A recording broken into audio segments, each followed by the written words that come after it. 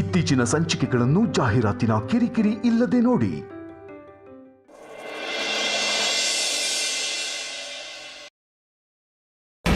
ಅವರೇ, ಬಾಣಂತನ ಮಾಡೋದಷ್ಟು ಈಸಿ ಅಲ್ಲ.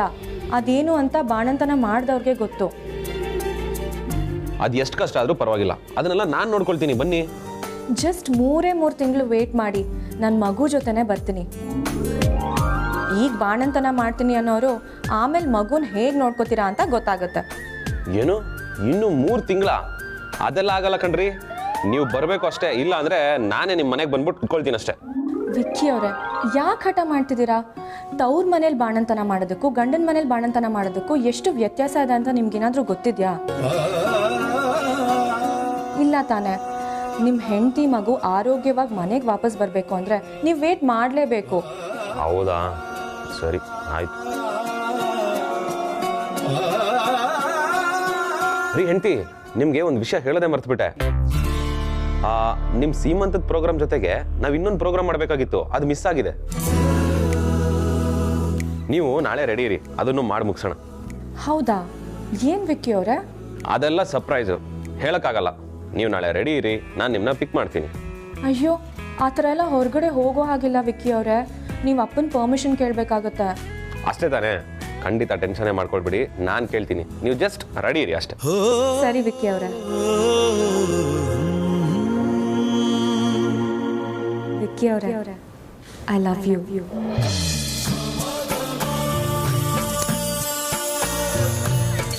ಓಹ್, first time ನನ್ನ ಹೆಂಡತಿ ನಾನು ಕೇಳ್ದೇನೆ ಮುದ್ದು ಕೊಟ್ಟಿರೋದು. ಇಟ್ಕೊಳ್ತೀವಿ, ಖುಷಿಯಿಂದ ಇಟ್ಕೊಳ್ತೀವಿ.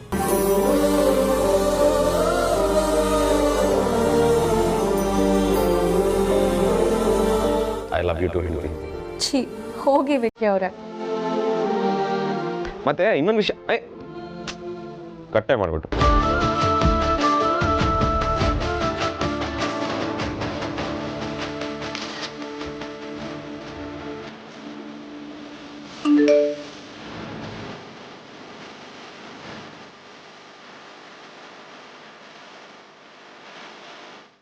ಸುಂದ್ರ ಯಾವ ಹೀರೋಗೂ ಕಮ್ಮಿ ಇಲ್ಲ. ನನ್ನ ದೃಷ್ಟಿನೇ ತಾಗುತ್ತೆ.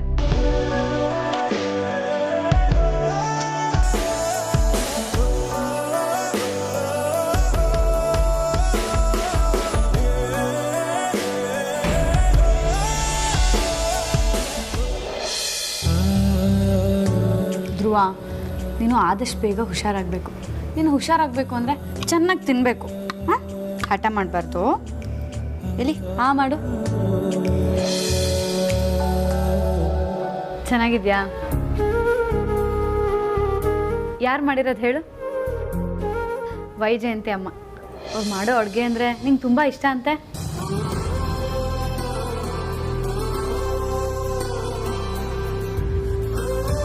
ವೈದೇಹಿ ದೀಪ ತಗೊಂಡ್ಬರಮ್ಮ. ಅಮ್ಮ ಅಮ್ಮ ಅಮ್ಮ ಅಮ್ಮ ವೈದೇಹಿ ವೈದೇಹಿ ವೈದೇಹಿ ವೈದೇಹಿ ವೈದೇಹಿ ವೈದೇಹಿ ವೈದೇಹಿ ವೈದೇಹಿ.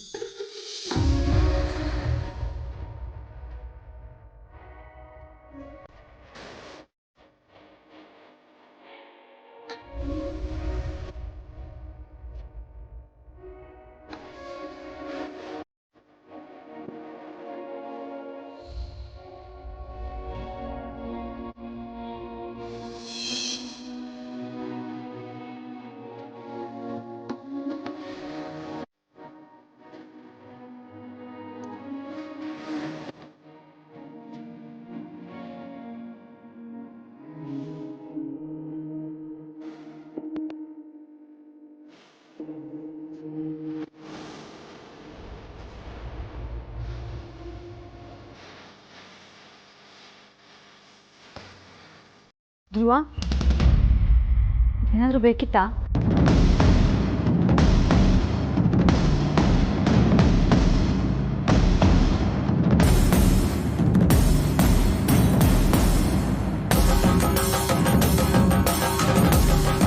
ವೇದನ್ ಭಾವನ್ ಫೈಲು.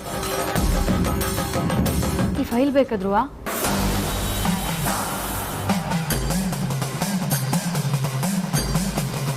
ಇರು, ನಾನು ಕೊಡ್ತೀನಿ. ನೋಡ್ತೀಯಾ? ಓಪನ್ ಮಾಡಬೇಕಾ?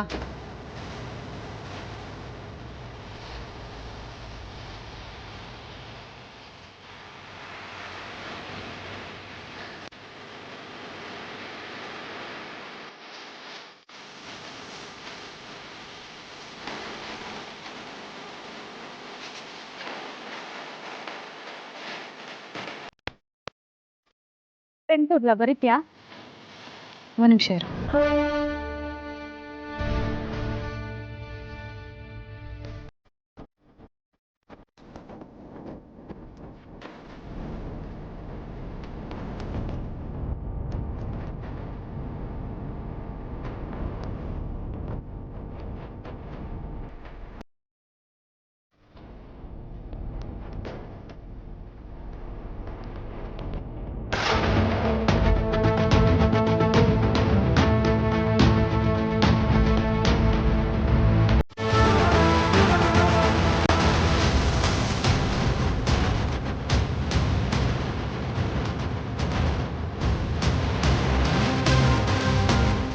ವೈದೇಹಿ ಅಮ್ಮ. ನಿನ್ನ ಪ್ರೀತಿಯಮ್ಮ ನನ್ನ ಪಾಲಿನ ದೇವತೆ ನೀನೇ ಅಮ್ಮ, ಎಂದಿಗೂ ಸಾಲದು ನಿನ್ನ ಪ್ರೀತಿಯಮ್ಮ.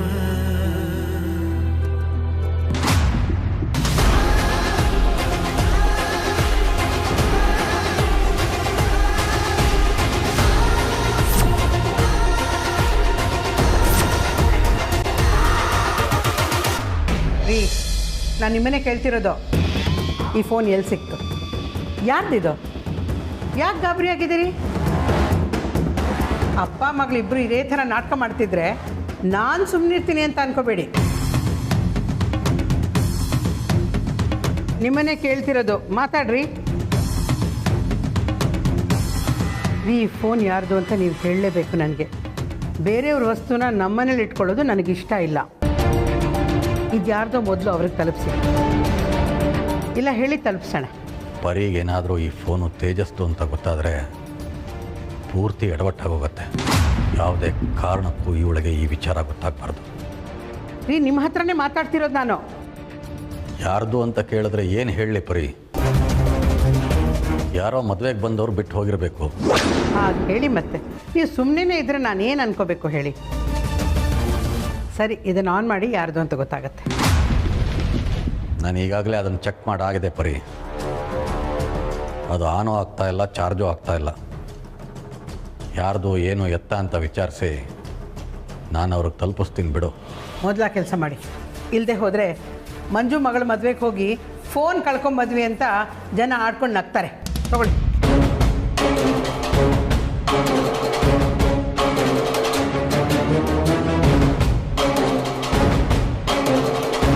ತೇಜಸ್ ಫೋನು ಮನೇಲಿ ಇಟ್ಕೊಂಡ್ರೆ ಸಮಸ್ಯೆ ಜಾಸ್ತಿನೇ. ಮೊದಲು ಇದನ್ನು ಇಲ್ಲಿಂದ ಸಾಗ ಹಾಕಬೇಕು.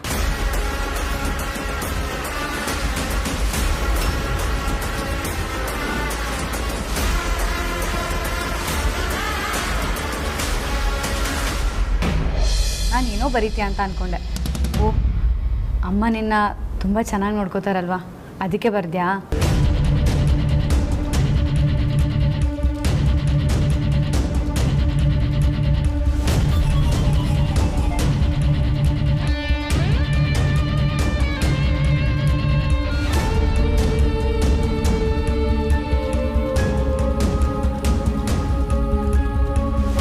ಧ್ರುವ, ನೀನೇನು ಹೇಳ್ತಿದ್ದೋ ನಂಗೆ ಅರ್ಥ ಆಗ್ತಿಲ್ಲ ಧ್ರುವ.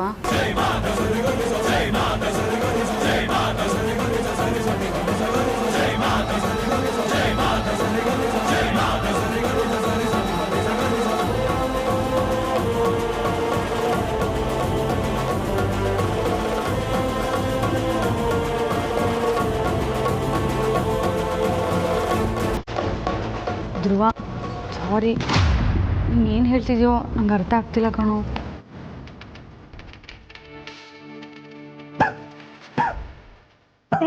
ಅಯ್ಯೋ, ಒಂದು ನಿಮಿಷ ಇರು ಧ್ರುವ, ನಾನು ನೀರು ತಗೊಂಬರ್ತೀನಿ.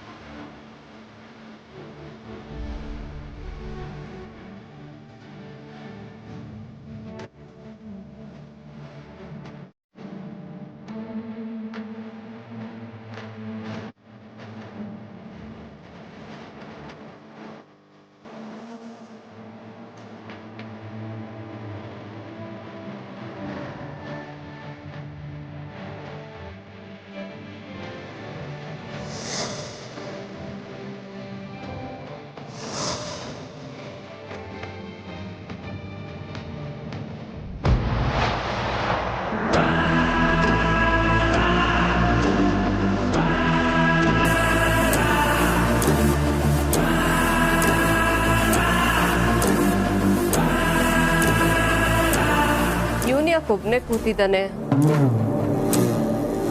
ಪೆನ್ನು ಪೇಪರ್ ಹಿಡ್ಕೊಂಡು ಏನೋ ಬರಿತಾ ಇರೋ ಹಾಗಿದೆಯಲ್ಲ.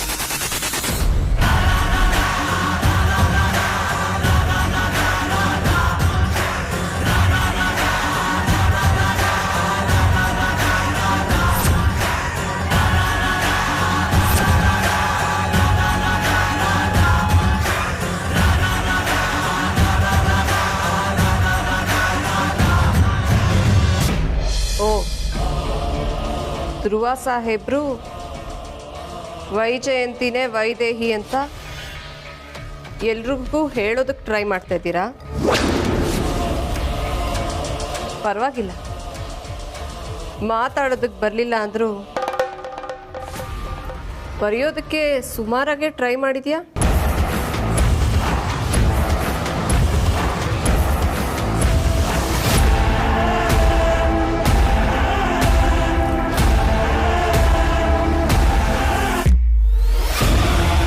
ಪರವಾಗಿಲ್ಲ,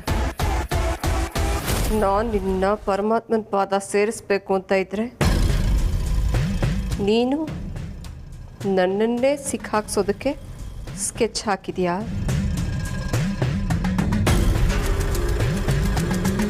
ನಿನ್ನ ತಲೆ ಒಳಗಡೆ ನನ್ನನ್ನು ಸಿಕ್ಕಾಕ್ಸ್ಬೇಕು ಅಂತ ಅಷ್ಟೊಂದು ಸ್ಟ್ರಾಂಗ್ ಐಡಿಯಾ ಬಂದಿದೆ. ಅದು ನಿನ್ನ ಕೈಗೆ ಅಷ್ಟೊಂದು ಚೈತನ್ಯನ ಕೊಟ್ಟಿದೆ ಅಲ್ವಾ? ನಿನ್ನ ಕಾಲ್ ಮುರಿದು ಮೂಲೆಯಲ್ಲಿ ಕೂರಿಸಿದ್ರು ನಿನಗಿನ್ನೂ ಬುದ್ಧಿ ಬಂದಿಲ್ಲ ಅಲ್ವಾ? ನಾನು ಏನು ಮಾಡಬೇಡ ಅಂತ ಹೇಳ್ತೀನೋ ಅದನ್ನೇ ಮಾಡೋದಕ್ಕೆ ಹೊರಟಿದ್ಯಾ? ನಿನಗೆ 1000 ಸಾರ್ತಿ ಹೇಳಿದೆ ಈ ಸುಹಾಸಿನಿ ಸಹವಾಸಕ್ಕೆ ಬರಬೇಡ ಅಂತ. ಆದರೂ ಇಷ್ಟೆಲ್ಲ ಅನುಭವಿಸಿದ ಮೇಲೂ ಮತ್ತೆ ನೀನು ಅದೇ ಕೆಲಸ ಮಾಡೋದಕ್ಕೆ ಹೊರಟಿದ್ಯಾ?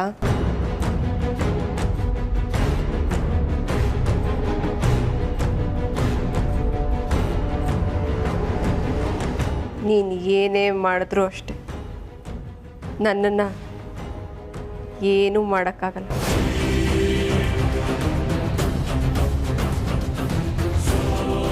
ಹಾಂ, ಅಂದಹಾಗೆ ನಿನ್ನ ಈ ಬೆರಳೆ ಅಲ್ವಾ ನಿನ್ನ ಕೈಲಿ ಸತ್ಯ ಹೇಳ್ಸೋಕೆ ಹೊರಟಿದ್ದು? ನೋಡ್ತಾ ಇರು ಏನು ಮಾಡ್ತೀನಿ ಅಂತ.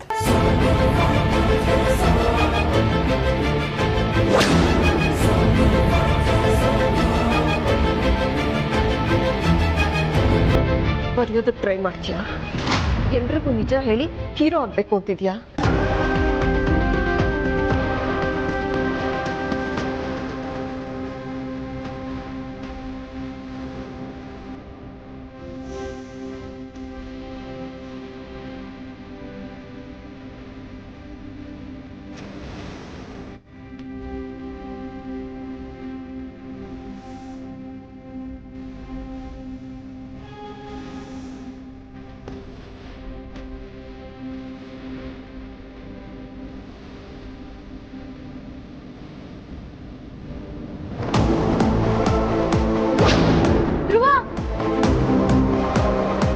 ಎಷ್ಟು ಸಾರಿ ಹೇಳಿದ್ದೀನಿ ಹುಷಾರಾಗಿರು ಅಂತ. ಏನೋ ಒಂದು ಎಡವಟ್ ಮಾಡ್ಕೊಳ್ತಿಯಲ್ಲ ಧ್ರುವ. ಅತ್ತೆ, ಧ್ರುವಂಗೆ ಏನಾಯ್ತು? ಅದೇ ನನಗೂ ಗೊತ್ತಾಗ್ತಾ ಇಲ್ಲ. ಧ್ರುವ ಯಾಕೋ ಜೋರಾಗಿ ಕಿರ್ಚ್ಕೊಂಡ. ಬಂದು ನೋಡಿದ್ರೆ ಕೆಳಗಡೆ ಬಿದ್ಬಿಟ್ಟಿದ್ದ. ಯಾಕೆ ಅಂತ ನನಗೂ ಅರ್ಥ ಆಗ್ತಾ ಇಲ್ಲ.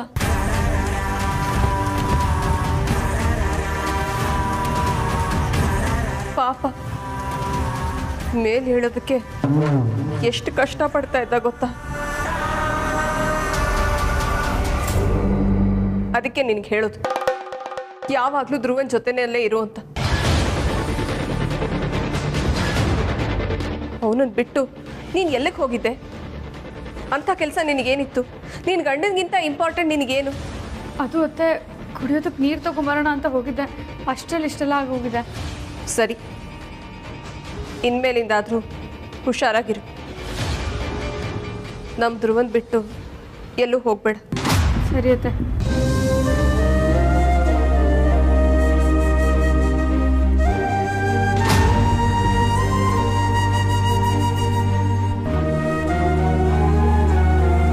ಧ್ರುವ, ಏನಾಯ್ತು ನಿಂಗೆ? ಏನ್ ಮಾಡ್ಕೊಂಡೆ? ಅಯ್ಯೋ, ನೋಡ್ತಿದ್ಯಾ?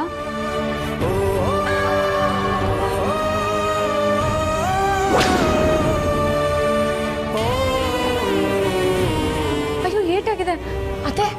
ಏಟ್ ಮಾಡ್ಕೊಂಡಿದ್ದಾನೆ ಅಂತ ಅನ್ಸುತ್ತೆ. ನನಗೂ ಹಾಗೆ ಅನಿಸ್ತಾ ಇದೆ. ಜಾರಿ ಏನಾದರೂ ಬಿದ್ದು ಏಟ್ ಮಾಡ್ಕೊಂಡಿರಬಹುದು. ಅತ್ತೆ, ಯಾವುದಕ್ಕೂ ಸರಿ ಡಾಕ್ಟರ್ಗೆ.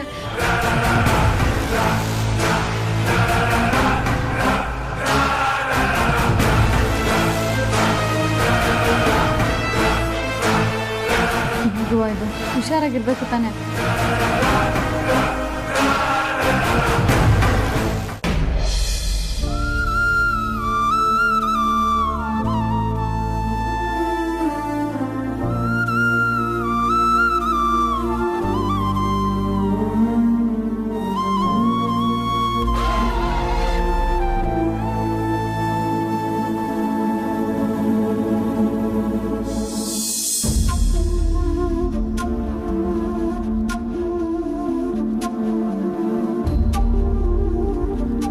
ಡಾಕ್ಟರ್, ರಾಜಣ್ಣಗೆ ಏನೂ ಆಗಿಲ್ಲ ತಾನೆ?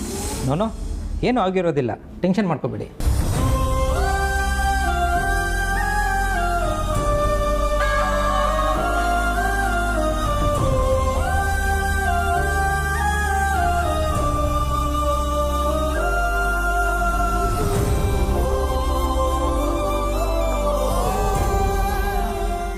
Doctor, don't mind.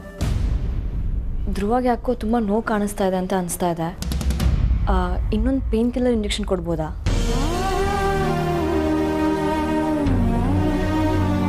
I think ಇವ್ರಿಗೆ ಆವಾಗಲೇ ಕೊಟ್ಟಿರೋ ಇಂಜೆಕ್ಷನ್ ಪವರು ಕಡಿಮೆ ಆಗಿದೆ ಅನಿಸುತ್ತೆ, ಅದಕ್ಕೆ ಮತ್ತೆ ನೋವು ಕಾಣಿಸ್ಕೊಳ್ತಾ ಇದೆ.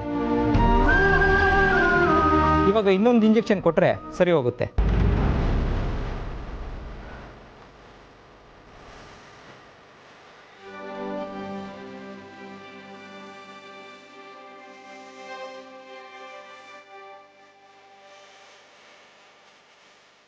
ಧ್ರುವ, ಇದೊಂದೇ ಪೇನ್ ಕಿಲ್ಲರ್ ಇಂಜೆಕ್ಷನ್ ಅಷ್ಟೇ, 2 ನಿಮಿಷ ಆಗೋಗುತ್ತೆ.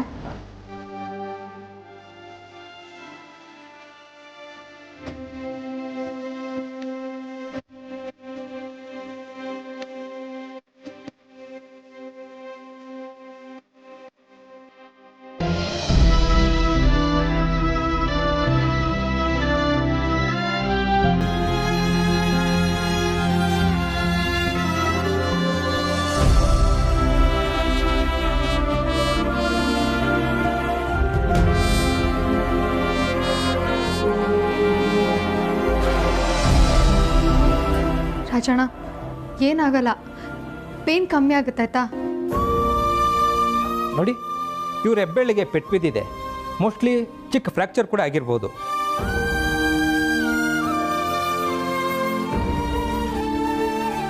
ಎಕ್ಸ್ರೇ ಮಾಡಿದ್ರೆ ಎಕ್ಸಾಕ್ಟ್ಲಿ ಏನು ಅಂತ ಗೊತ್ತಾಗುತ್ತೆ. ಇದೆಲ್ಲ ಸುಹಾಸಿನಿ ಕುತಂತ್ರನ? ಧ್ರುವನ್ಗೆ ಈ ಥರ ಆಗಿದ್ದು ಸುಹಾಸಿನಿಯಿಂದನಾ? ಡಾಕ್ಟರ್, ಫ್ರ್ಯಾಕ್ಚರ್ ಆಗೋದಕ್ಕೆ ಹೇಗೆ ಸಾಧ್ಯ? ಏನಾಗಿದೆ ರಾಜಣ್ಣಂಗೆ? ಅದಿತಿ, ನೀನು ರಾಜಣ್ಣನ ಜೊತೆಗೆ ಇದ್ದಲ್ಲ, ಏನೇ ಆಯಿತು? ಅಮೂಲ್ಯ, ನಾನು ನೋಡಿದಾಗ ಧ್ರುವ ಕೆಳಗಡೆ ಬಿದ್ದು ಒದ್ದಾಡ್ತಾ ಇದ್ದ. ಮೇ ಬಿ ಬ್ಯಾಲೆನ್ಸ್ ತಪ್ಪಿರಬೇಕು ಅನ್ಸುತ್ತೆ. ಏನು, ರಾಜಣ್ಣ ಕೆಳಗೆ ಬಿದ್ದಿದ್ರಾ?